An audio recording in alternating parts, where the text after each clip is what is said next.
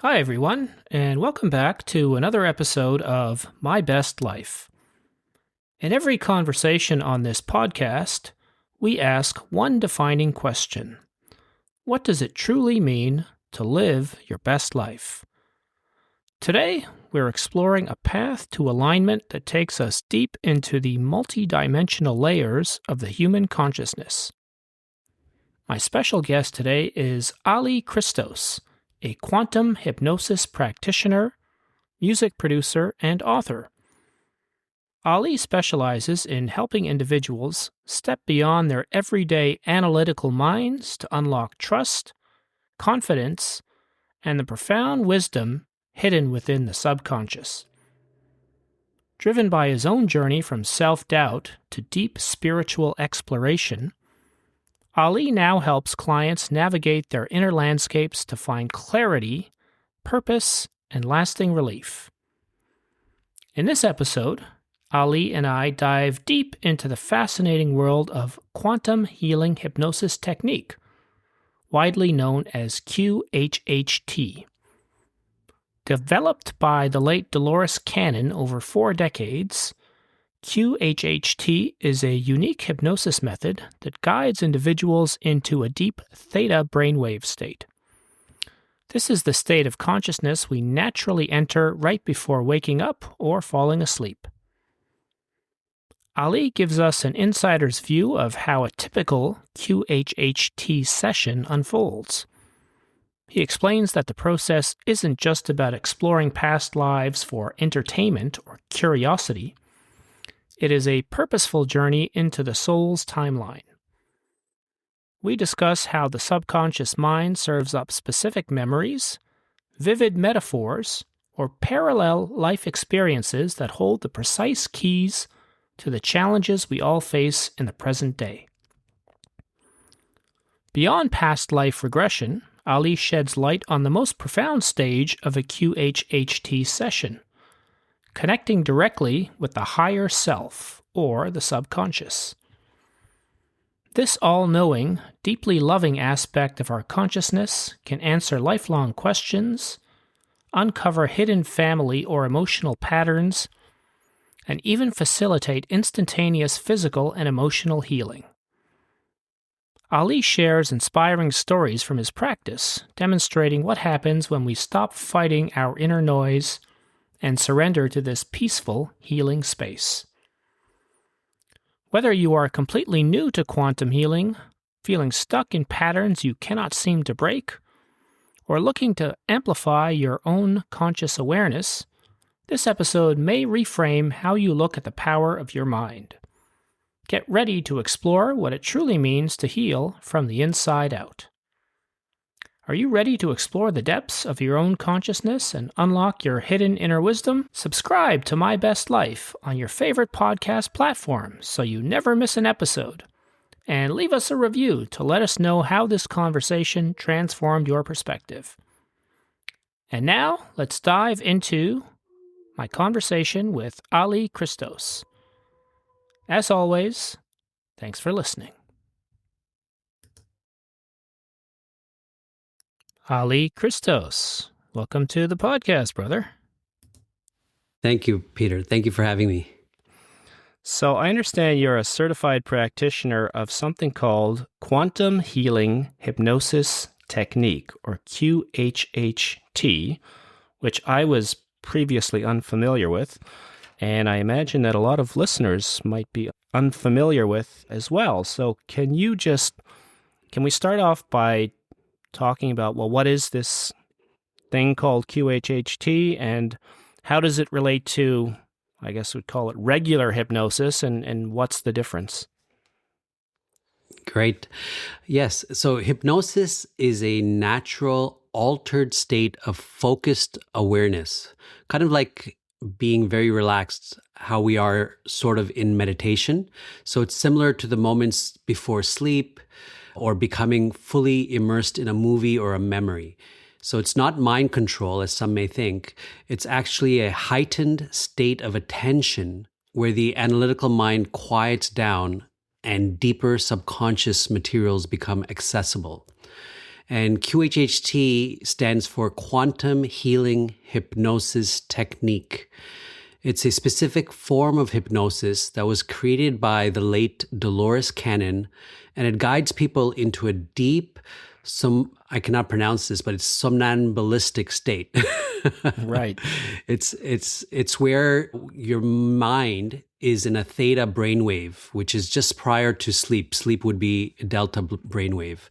So this is where you can explore memories, emotions, symbolic experiences, even past lives, and communicate with what many call the higher self, or what Dolores dubbed the subconscious. Not the subconscious as we know in psychology, but the subconscious that is the broader part of who you are. So the difference is that hypnosis is the broad category, while QHHT is a very specific modality and structure within it. And QHHT is more exploratory in nature, spiritual.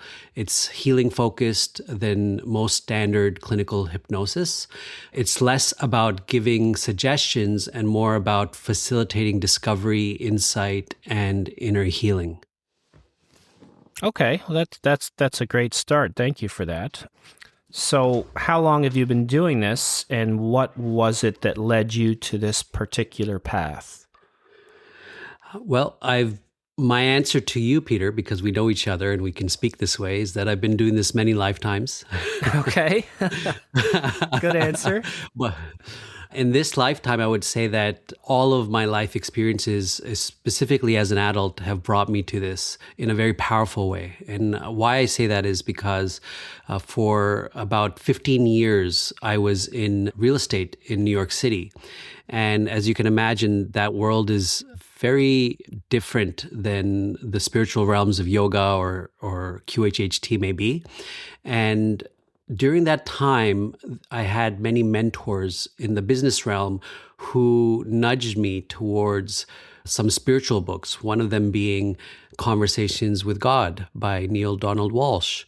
I don't know if you ever heard of that book. I'm familiar with it. I have not read it, but I'm familiar with it.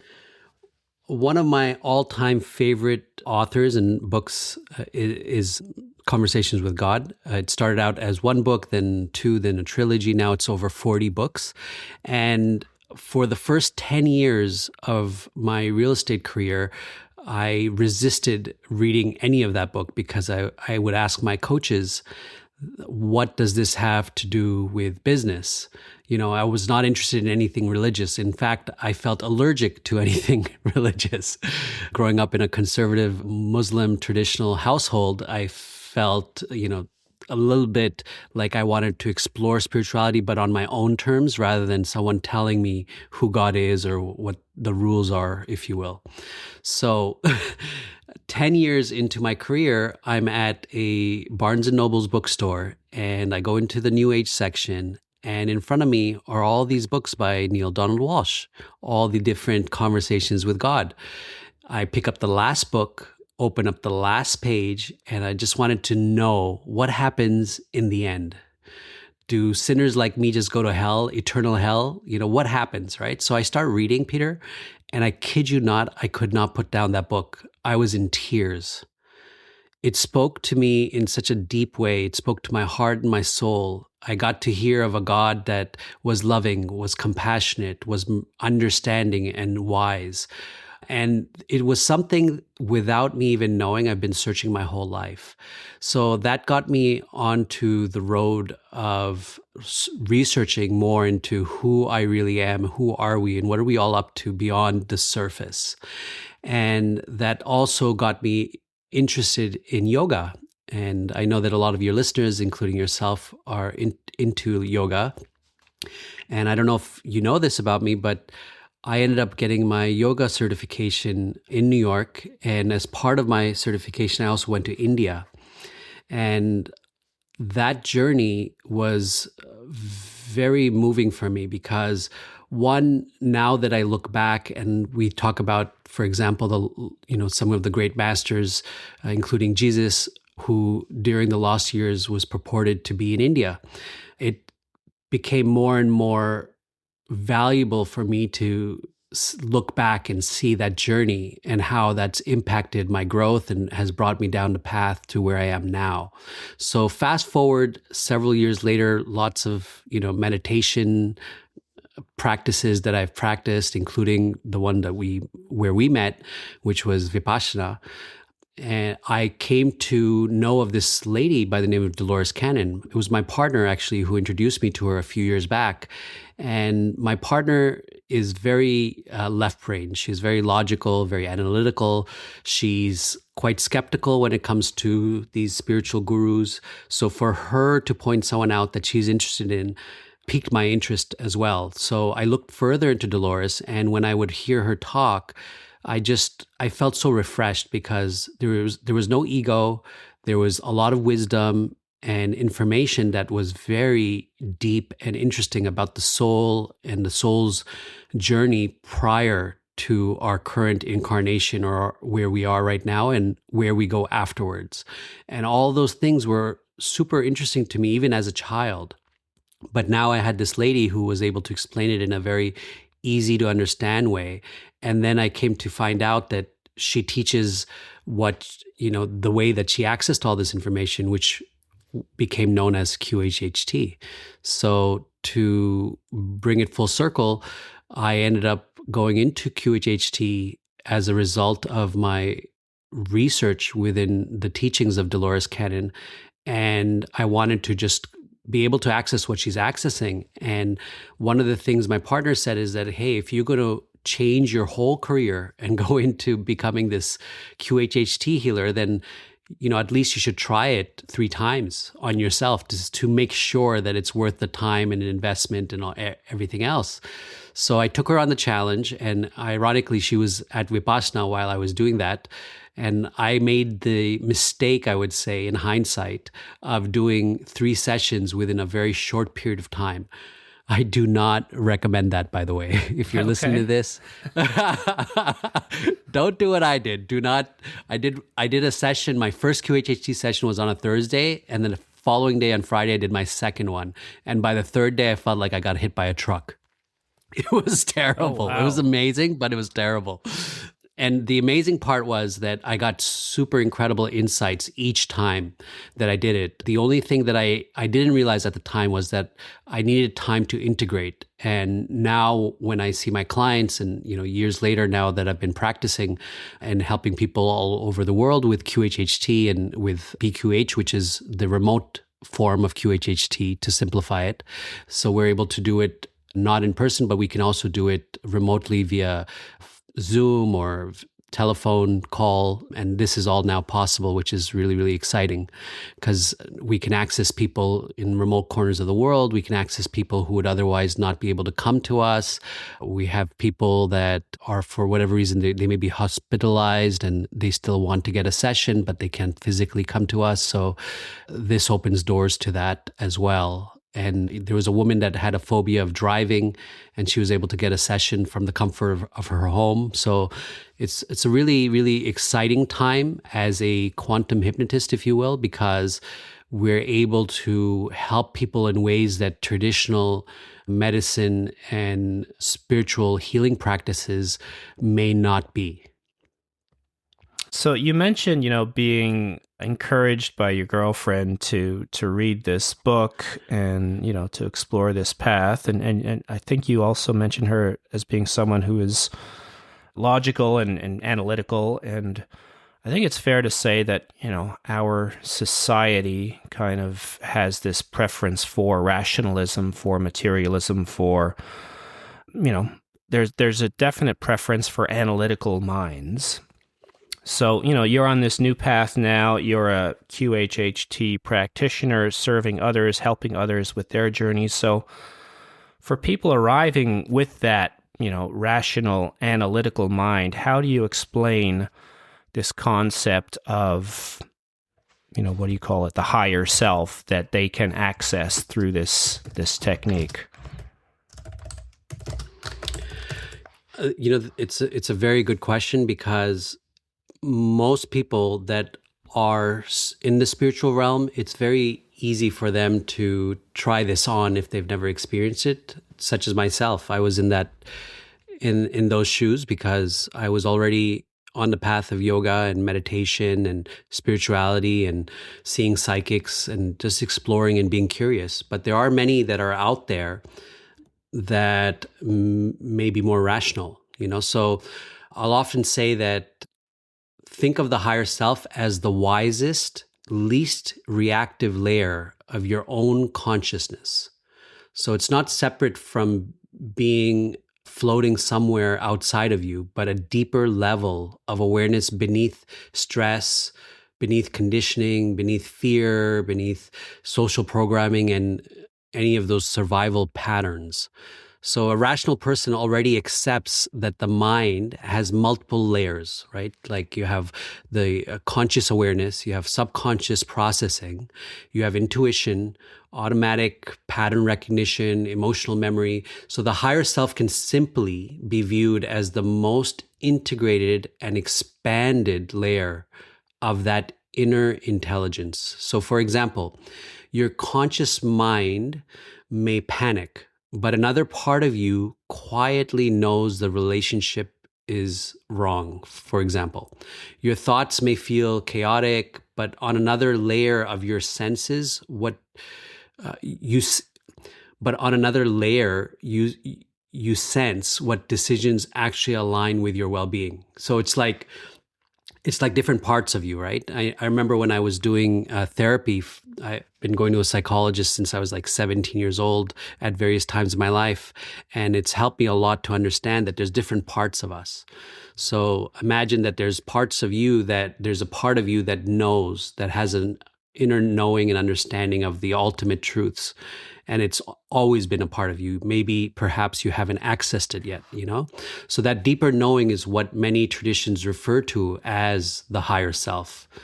I also explain that we already trust forms of intelligence that we cannot fully see. For example, intuition, creativity, sudden insights, gut feelings, dreams, moments of clarity, instinctive knowing, right? So even highly analytical people experience moments where answers, they seem to arise like instantly rather than through linear reasoning. So in sessions, clients often begin speaking with surprising clarity and compassion, emotional intelligence, and self-awareness that feels very different from their normal anxious thinking patterns. So whether someone interprets that as the subconscious mind, expanded consciousness, intuition, the soul, or the higher self, the practical effect, Peter, is the same. They access a calmer, wiser perspective that is beyond their everyday mental noise. So I also tell skeptics that you don't need to believe in anything supernatural for the experience to be valuable. You can approach it psychologically, spiritually, symbolically, or even philosophically. The label matters less than the transformation people experience afterwards. Okay. I wrote down you stated that it was the wisest, least reactive layer of consciousness. I really like that. That's quite profound. And yeah, I think it's a good way to frame this type of work for someone that maybe is not coming from, this background of, spiritual practices. So you're working with a client, and I don't know, I guess maybe you've got someone on a couch in front of you, laying down perhaps, or seated. I don't know what that looks like. And they're, you're taking them on this transition from the conscious thinking mind to this deep, I also cannot pronounce this word, somnambulistic state. Yes, so you do it better than me. What does that transition look like for you as you're observing it?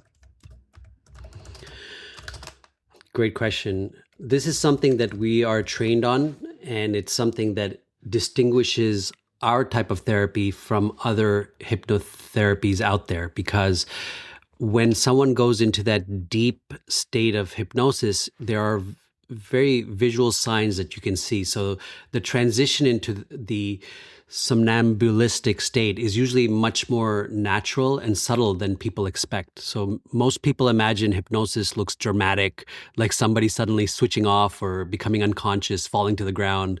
In reality, it often feels more like gradually drifting deeper into a state between focused awareness, imagination, memory, and deep relaxation. So at the beginning of a session, the conscious mind is very active. We find people analyzing, judging themselves, wondering if they're doing it right, or worrying they're making things up. How do I know that? Because I go through the same. And the first time you do this or have yourself hypnotized in this method, you may experience the same thing. So it's very natural. But then slowly, as the nervous system relaxes, the analytical mind begins to quiet down, and the breathing becomes slower, the body softens, the voice often changes, even ever so slightly. Responses become less filtered, and they become more spontaneous. And instead of thinking about what to say, the person begins describing experiences as they naturally arise. And that's when the subconscious communication becomes stronger. So from the outside, the shift can look surprisingly ordinary to the untrained eye, but the client may simply appear deeply relaxed with their eyes closed, calmly talking. But internally, their awareness has shifted dramatically.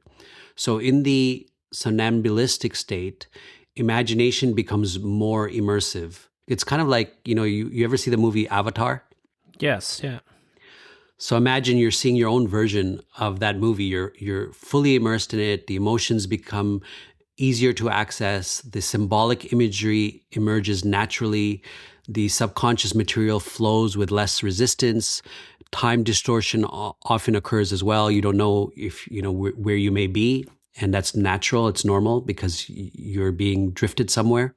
And it's very safe, by the way. It's like being deeply relaxed and guided through a meditation. So the intuition becomes stronger in that state. So one of the interesting paradoxes is that many clients later say, I don't think I was deep enough, or was that me just making it up? Meanwhile, they were describing detailed emotional scenes, accessing memories, receiving insights, and responding automatically for 2 hours, because that's how long the hypnosis portion of the session is. So the conscious mind often expects hypnosis to feel foreign or unconscious, but deep trance usually feels incredibly natural. In many ways, it feels more like allowing than forcing. So I sometimes explain it like this. The conscious mind moves from driving the car to sitting quietly in the passenger seat. It doesn't completely disappear, but it stops trying to control every moment. Okay. I did want to ask you about, you mentioned, the sense of time distortion. And you said these sessions typically last about 2 hours? So the hypnosis portion is usually 2 hours. Sometimes it can go a little longer, but it's not recommended because the body needs to be able to rest and recover. Right. Because you're going on a trip in a sense, and you're lying there for 2 hours. So you, as well as the practitioner, will need to take a break. And prior to the hypnosis session, there's a 2 to 4 hours, sometimes more, of a interview. And I call it an interview, but it's like a pre-session, if you will, where I sit down with the client and we go over your entire life from the time you were born till now, and all the things that have really mattered to you and are important to you right now, the questions that you have. And it's a very, very important meeting, because it's very rare that in our life we get to sit down with someone that will hear us without judgment and look to create space, if you will, where we can describe all of the things that have mattered to us and are impacting us today. So that can be relationships, it can be symptoms. People come with, they want to know their career, if they should change their career, what should they do? They want to know about their life purpose, all kinds of questions people come with. And so during the first part of the session where we're just talking, mainly the client is talking, they are asking, like as it says in the Bible, ask and it is given, knock and you shall receive. So imagine it's the asking portion, because as you're asking, your higher self is listening. It's paying attention to your intention. And so this paves the way for a great hypnosis session right after that. And so once we're done with the 2 to 4 hour conversation, we go into the hypnosis session, which is 2 hours. And that's essentially the entire session is a day long. So even after the hypnosis, we do a little debrief, maybe 15 minutes, for some people, half an hour, to make sure they're grounded. And if they're driving back, they can drive back okay, because they've just had a quote unquote experience. And it's important that they're safe and they feel understood, and they can start to make sense of what they just experienced. Okay, so this could be a 6 hour or more session, if I understood you correctly. So I'm wondering, Yes. Are there specific recommendations on how a client should prepare themselves for that session? That's the first part of the question. And then how do you prepare your own energy? Because, staying present with someone for that long, that must be challenging for you as well. So how do you prepare yourself as well? So great question. And preparation here is key, because one, you as the client, you're taking out an entire day to be there. And most people are hoping for breakthrough results. And I can understand that. Having been hypnotized 4 times in this way, I know that every time I wanted to have a great session. And so when it comes to preparation, I have a video on YouTube that I prepared for my clients and also for other practitioners that may not have the video, that based on my experience and the experience of hundreds of other experienced practitioners, how best to prepare so that the client can get the very most out of the session.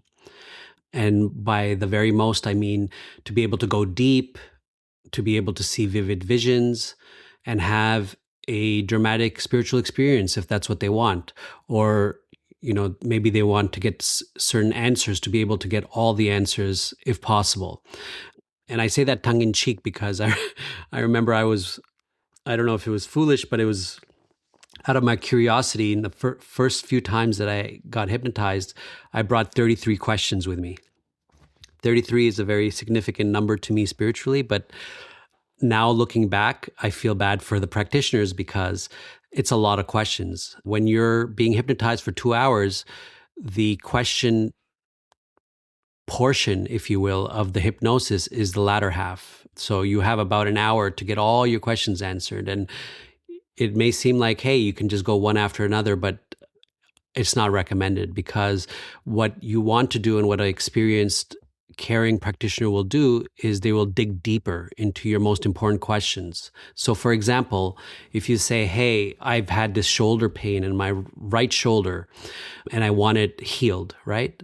So I would ask something like, to the subconscious once it comes through, why does this person have this problem with their shoulder, and how long has it been going on? What is the root of it? Where does it come from? Is it from this lifetime or a previous lifetime?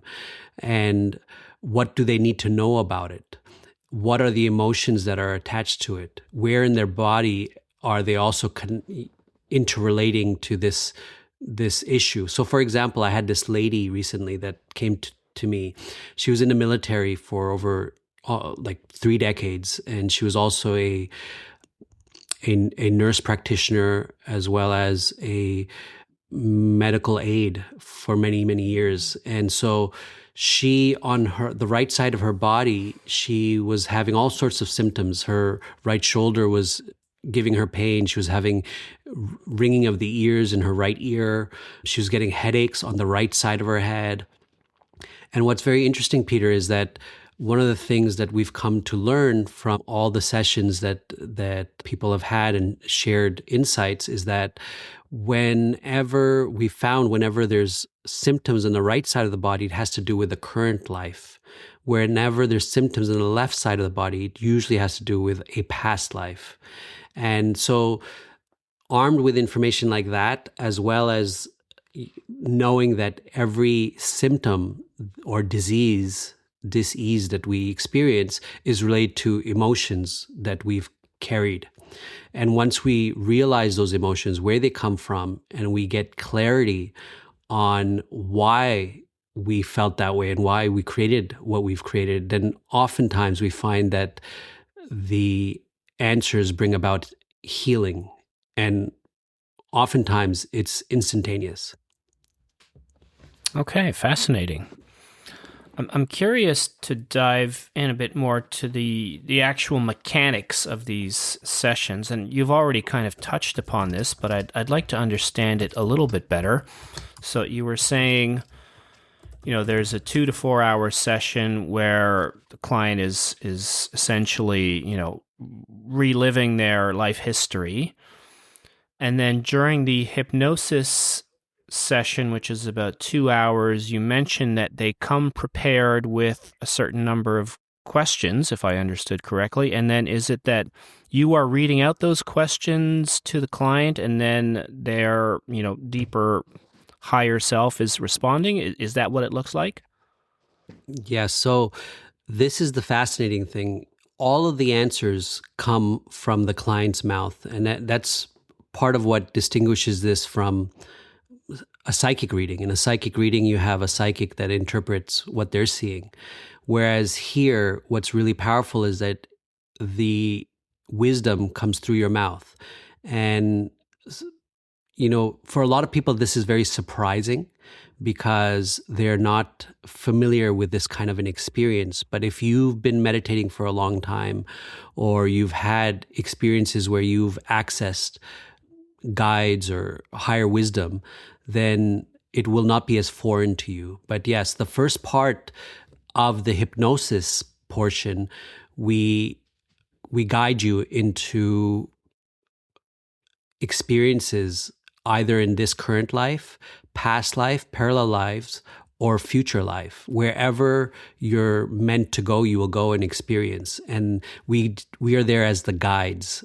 And this is what we're trained to do, is to guide you into those areas. And then once that experience is over, it's usually about 40 minutes to an hour, then we bring forth your higher self, or your superconscious, or your oversoul, or as Dolores called it, the subconscious. When that comes through, we're able to ask your questions that you brought with you and dig deeper. And in that portion, we often find that the client's voice changes. In fact, when they're deep in hypnosis, their voice changes from lifetime to lifetime. So if they're seeing multiple lifetimes, maybe they're seeing themselves as a farmer in the 1800s, somewhere in the Midwest, they will often put on that accent, they'll put on the persona because it's real to them in their experience. It's like a very vivid dream. And I've had people that have gone into past lives. I've had people go into their current life, but into the future or into the past. I've had people not even be bodies. I've had people be stars or seaweed, or, be part of all that is, part of source. And anything is possible. What I've learned in all these sessions that I've been doing, and from the experiences of my colleagues, is that anything and everything is possible. Whatever you're meant to see and experience is what you'll get out of it. And every session is unique. Every client is unique. And it's just extraordinary, and it's hard to really explain in words. But essentially, to answer your question, yeah, the questions that we ask your higher self are in the second half of the hypnosis, usually the last hour of it, and before we bring you out of the hypnosis state. Okay, interesting. So, you were talking about exploring past lives and even future lives. I imagine from time to time that, perhaps memories from past lives come up that may feel very heavy or distressing. And I'm wondering, how do you help a client to process those memories? It's a very good question, Peter. I've had situations where people go into a past life and they're being burned at the stake, or they're being hung, or they're being crucified, or they're being stabbed. All kinds of scenarios where it's horrific if you can imagine. But what's beautiful is, as the guide, we're able to nudge them to be able to be observers rather than experience it. So I remember in one of the trainings we were doing in the higher levels, they had a person on stage who started to scream and was experiencing all the pain and the discomfort of being burned alive. And the practitioner had to respond to that. And it's a rare situation where it'll be that extreme, but they had to demonstrate it for us because it can happen that you see a past life and you go right into, or you at some point experience a death experience that is quote unquote uncomfortable. So we have ways of making sure that you experience it without actually feeling any of the discomfort. And it's actually important not to take the client out of that experience, because there's a reason that the higher self wants them to see that scene. There's a reason that the higher self wants them to re-experience that particular scene. And so it would be a disservice to them if we were to just pull them out of it. And again, I'll preface this that it's completely safe. We make sure we set up protection before, spiritual protection before you go into the session. And even when we bring you out of it, we make sure that there's no residues, if you will, left from previous lifetimes that you got to experience in the session. I can give you a great example of where something actually went wrong. Yeah, please do. This is one of Dolores' examples that she gave us, that when she was first developing the session, it was not something that she started off doing as bringing in the higher self. She started out doing traditional hypnosis. And when she was doing traditional hypnosis, she found that people were almost spontaneously going into regressing back into past lives. And, she was not one to believe in past lives prior to this. And then she found, after years of doing that they were able to bring in a higher consciousness that she dubbed as the subconscious, which we call the higher self or the oversoul. And it was able to answer questions very deeply and profoundly, not just for the client, but also for Dolores as the practitioner. And what she found was that even when she went to other clients, the conversation where it ended with her from the subconscious continued with another client.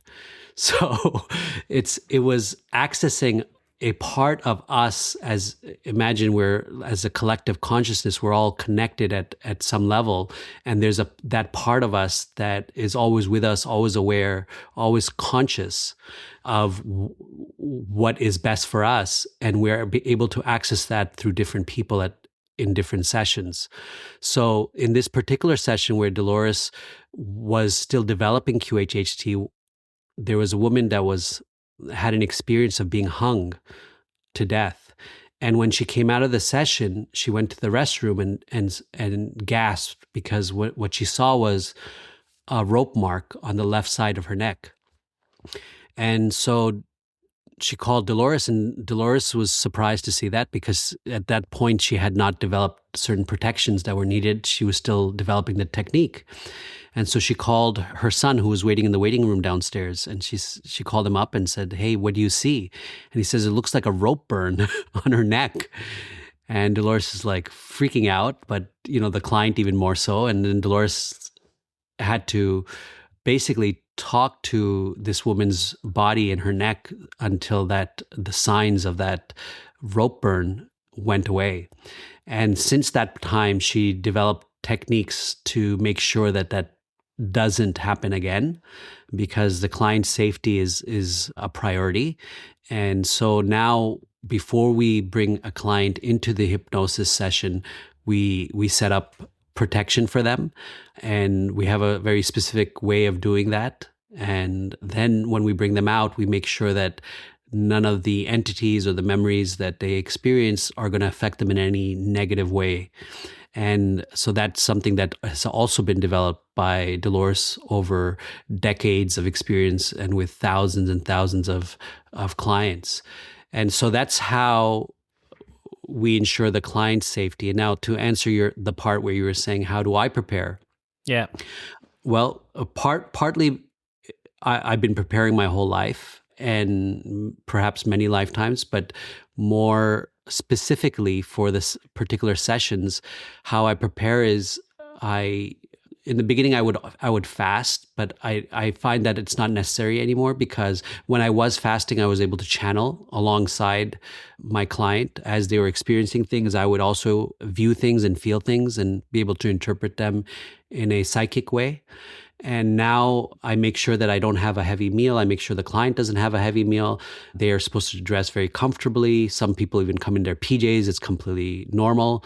And yes, we don't do this on a couch. We do the hypnosis portion ideally on a bed, because we want the client as relaxed as possible, not so relaxed that they'll fall asleep, but relaxed enough to let their conscious mind take the back seat and let their subconscious take over.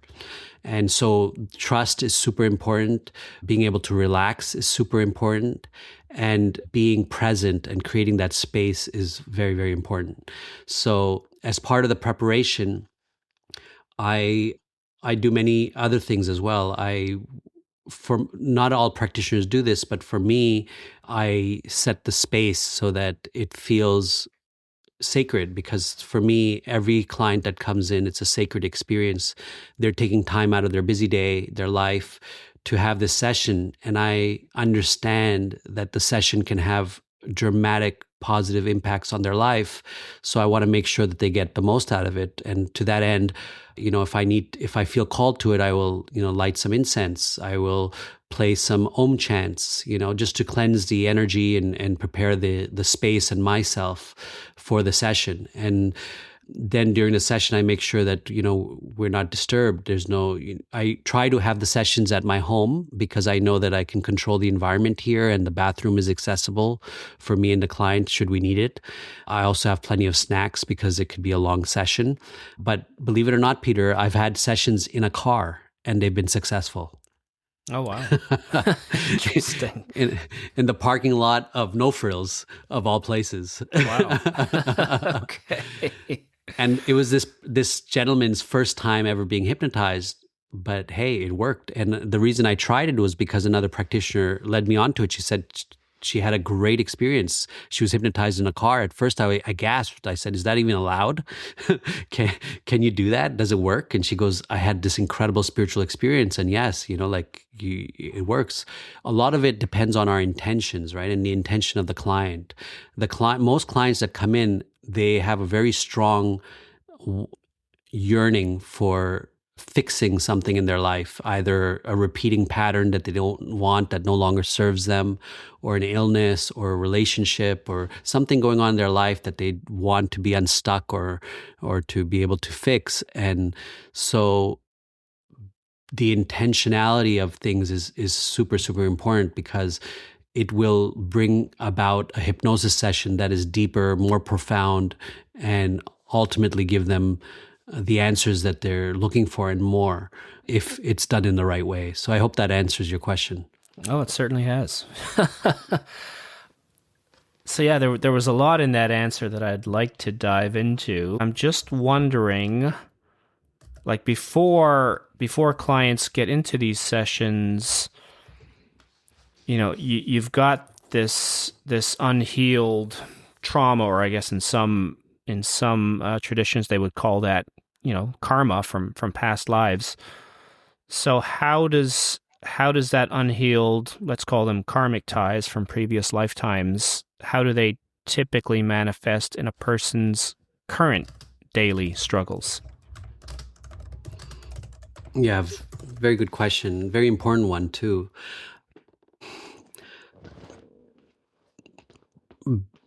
How does karmic ties manifest? So usually I explain karmic ties very carefully and practically, especially because the word karma can sound overly mystical or, fatalistic. And at its core, karmic ties are unresolved emotional, energetic, or relational patterns that continue repeating until they're understood, healed, or consciously changed. So whether someone views that spiritually or psychologically or symbolically, the manifestation often looks very similar. So people tend to notice recurring patterns such as attracting the same type of relationships repeatedly, cycles of abandonment or betrayal, intense emotional triggers around certain people, unexplained fears, deep guilt or responsibility, control dynamics, recurring conflict, or feeling unusually pulled towards someone immediately or something. So sometimes clients describe meeting someone and feeling, I've known this person forever, or this connection feels unusually heavy or familiar.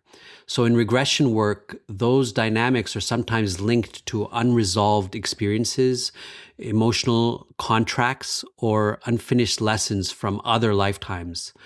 But even psychologically, we already understand that unresolved emotional wounds, they repeat themselves across time until consciously addressed. So for example, someone who's been abandoned emotionally in childhood, they may repeatedly attract emotionally unavailable partners.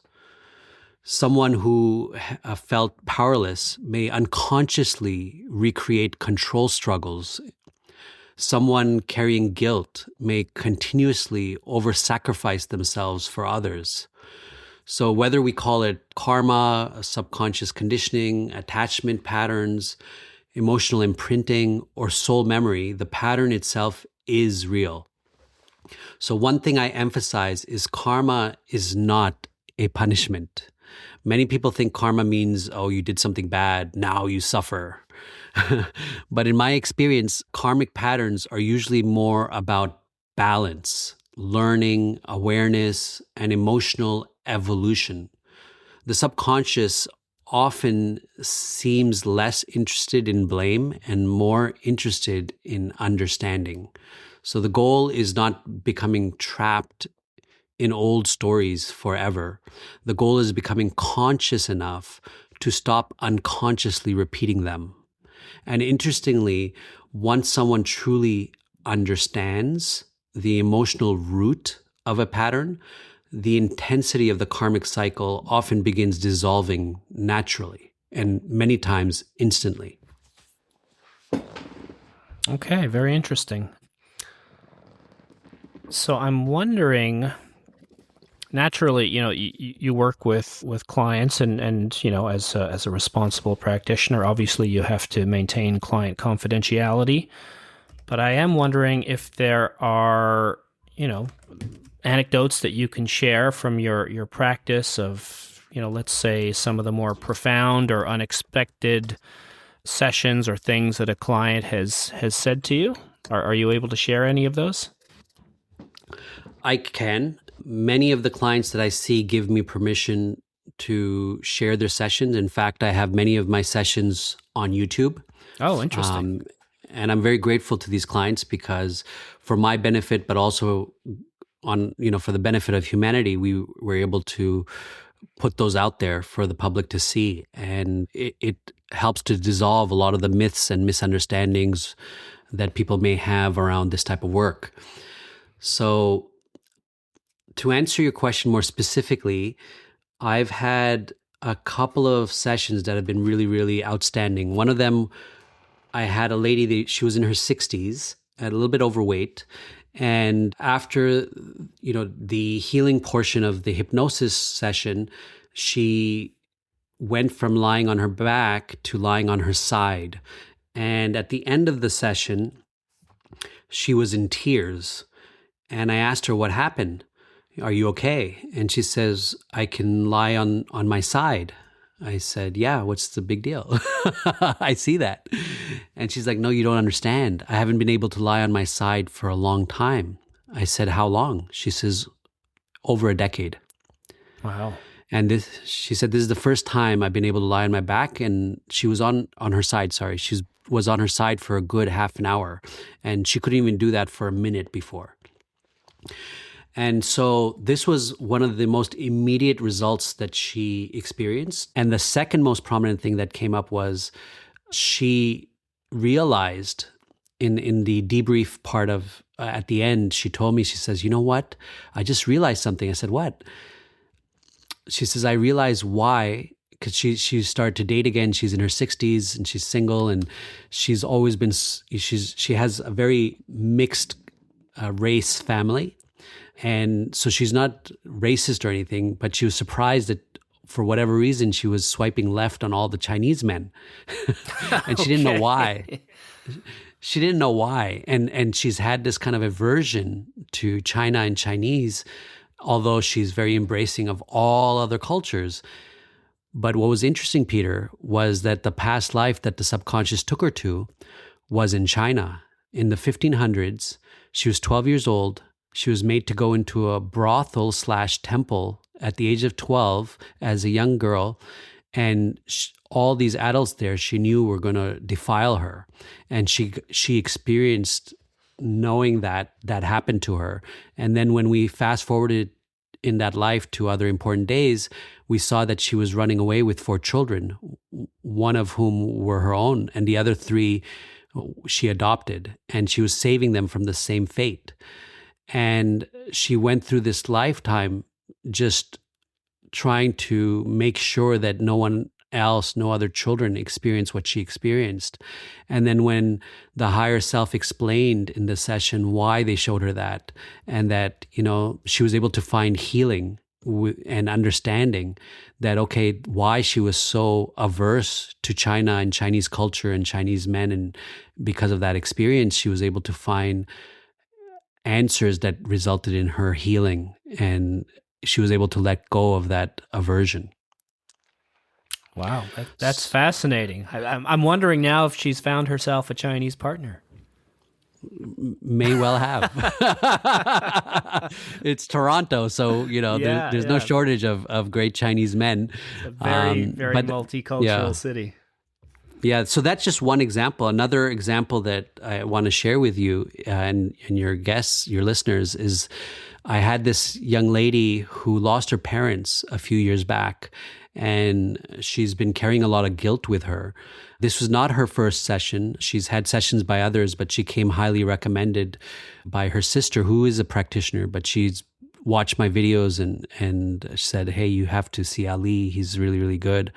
And so I was very honored to go and give her, I think it was her 4th session. And she warned me. She said, during the hypnosis portion, I will belch. And that's how you'll know that I'm getting my answers and my healing. And I said, hey, as long as you're not farting, I'm okay with that. But jokes aside, she ended up burping maybe like 40, 50 times during the session. And it was a profound healing session for her in many, many ways. All the questions she had were answered. What's even more incredible is that she got to have a conversation with her parents, their souls.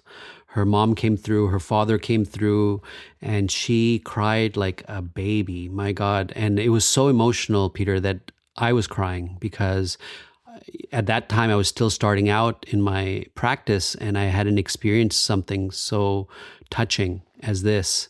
And, to lose your parents at a young age and then to be able to feel you're responsible in some way for their death. I didn't realize that until she started talking to them and communicating to them. And then they had a message for her. And only when she felt complete, we moved on.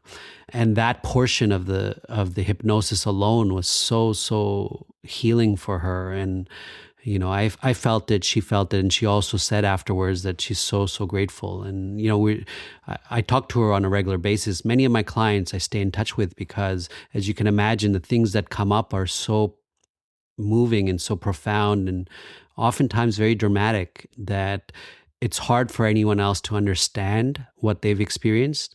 But having gone through that experience with them, it creates a special bond. So I'm very, very honored that I had that experience and that she gave me that trust and that happened. Fascinating stories. Thank you for sharing those, Ali. And thank you also for mentioning that some of your sessions are on YouTube. We'll put a link in the show notes to your website and also to your YouTube so that, if listeners are curious and want to see, what one of these sessions actually looks like, then they can explore your YouTube page and watch those videos. So we're coming to the end of our conversation, but I don't want to skip over integration because I know that's an important part of the process, and you've already alluded to it. But what does the integration process look like following a QHHT session? Well, one of the biggest misconceptions about quantum hypnosis or regression work is that the transformation only happens during the session itself, whereas in reality, the session is often the beginning. So we kind of say that it's like an onion and different layers start to peel off from the time that the session starts and continues onwards for days after. Sometimes you'll see things in your dreams, but the integration afterwards is where the deeper changes actually unfold. I explain integration like this. During the session, the subconscious opens a door. After the session, your mind, emotions, nervous system, and daily life begin reorganizing around what was experienced. That's why many clients feel unusually sensitive, emotional, reflective, peaceful, or even mentally different for several days afterwards. So this is very normal. But the first 72 hours are often very powerful. The first few days after a session can be surprisingly important. So clients often report vivid dreams, emotional releases, sudden clarity, fatigue, increased intuition, unexpected memories surfacing, or noticing patterns they never recognized before. So sometimes the subconscious continues processing long after the formal session ends. So I like to tell people, don't rush back into chaos immediately after, if possible. So give yourself space to reflect. So integration is about embodiment, and it's not just insight, right? So a person can have profound spiritual insights during a session, but if nothing changes in daily life, the transformation stays intellectual. So real integration asks, what patterns am I now aware of? What boundaries need to change? What behaviors no longer align? Where am I abandoning myself? Or what truth am I now avoiding less? So the session creates awareness. Integration turns awareness into a lived reality.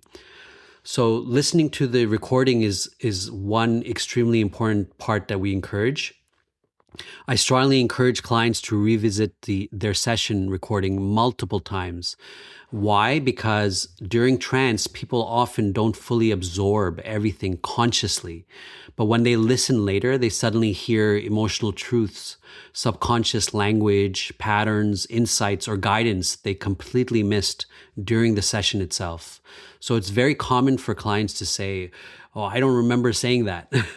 The recording becomes part of the continued healing process. And then there's an emotional detox that can happen too. So not all integration feels blissful. Sometimes unresolved emotions surface afterwards because the subconscious is finally allowing them to move.